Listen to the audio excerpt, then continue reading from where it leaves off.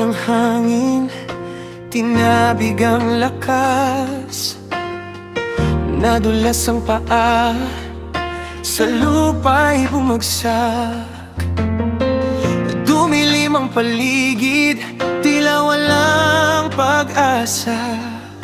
Sa bawat sugat, luha'y sumasama. Nakadapa, nakatingin sa lupa, tinanong ang sarili, bakit pa magpapatuloy pa?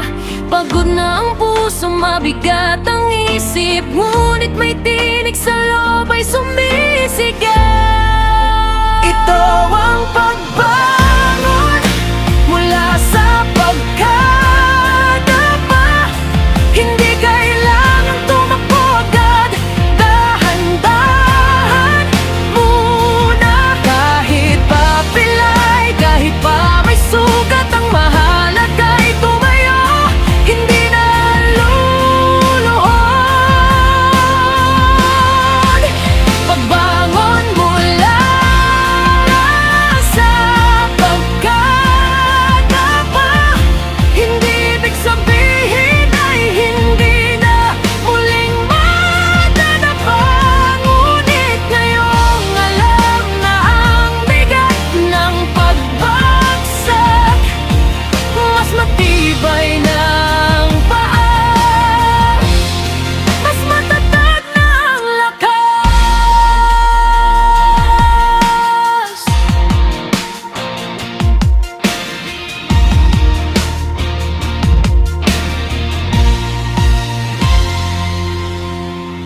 Inilapat ang palad, itinaas ang ulo, naririnig ang awit ng mga ibon sa sanga.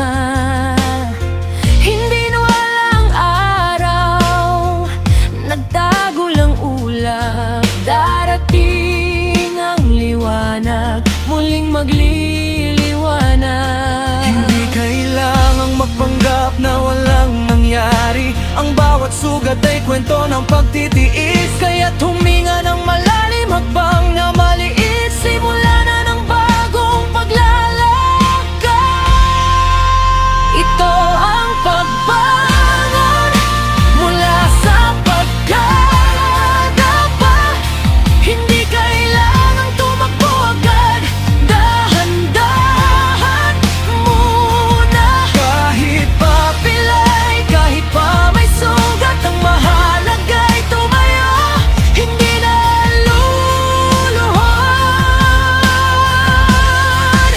Ang bangon mula sa pagkadapa, hindi ibig sabihin ay hindi na muling madadapa.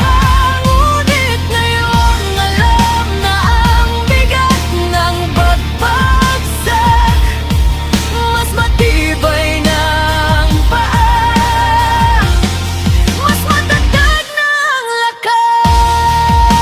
Yung pagkadapay, hindi kabiguan, ito ay kilbatin o muling umahon. Hindi sukat ng bilis ang tagumpay, kundi ang katotohanan, hindi ka sumuko. Ito ang pagbangon mula sa pagkadapa. Hindi kailangan tumakbo agad, dahan-dahan muna. Kahit pa pilay, kahit pa may sugat, ang mahalaga ay tumayo, hindi na luluhod.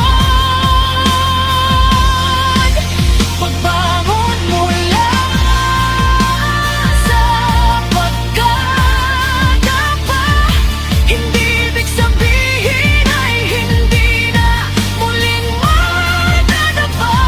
Ngunit ngayong alam mo na ang bigat ng pagbagsak, mas matibay ng paa, mas matatag na ang lakas. Isang hakbang, isa pa. Tumayo ka, nabubuhay ka pa. Pagbangon mula sa pagkadapa.